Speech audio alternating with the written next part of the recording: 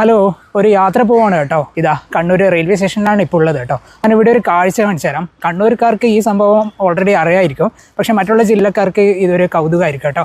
എന്താ സംഭവം എന്ന് ഞാനിപ്പം തന്നെ കാണിച്ചു തരാം. കണ്ണൂർ റെയിൽവേ സ്റ്റേഷനിൽ വന്നവർക്കൊക്കെ റെയിൽവേ സ്റ്റേഷന് തൊട്ട് മുന്നിലായി സ്ഥിതി ചെയ്യുന്ന റെയിൽവേ മുത്തപ്പൻ മാടപ്പുര ഏറെ സുപരിചിതമായിരിക്കും. റെയിൽവേയുടെ സ്ഥലത്ത് റെയിൽവേ തന്നെ നിർമ്മിച്ച് പരിപാലിച്ചു പോരുന്ന ഇത്തരം ആരാധനാ കേന്ദ്രങ്ങൾ വടക്കേ മലബാർ ഉടനീളമുള്ള റെയിൽവേ സ്റ്റേഷനുകളിൽ കാണാൻ സാധിക്കും. കണ്ണൂർ ജില്ലയിലാണ് റെയിൽവേ സ്റ്റേഷനുമായി ബന്ധപ്പെട്ട് ആദ്യമായി മുത്തപ്പൻ മടപ്പുര തുടങ്ങുന്നത്. ഇതിനു പിന്നിൽ ഏറെ പ്രചാരത്തിലുള്ള ഒരു കഥയുണ്ട്. പണ്ട് ബ്രിട്ടീഷ് ഉദ്യോഗസ്ഥർക്കായി കണ്ണൂർ റെയിൽവേ സ്റ്റേഷനിലേക്ക് കൊണ്ടുവന്ന മദ്യം വഴിമധ്യേ നഷ്ടപ്പെട്ടു.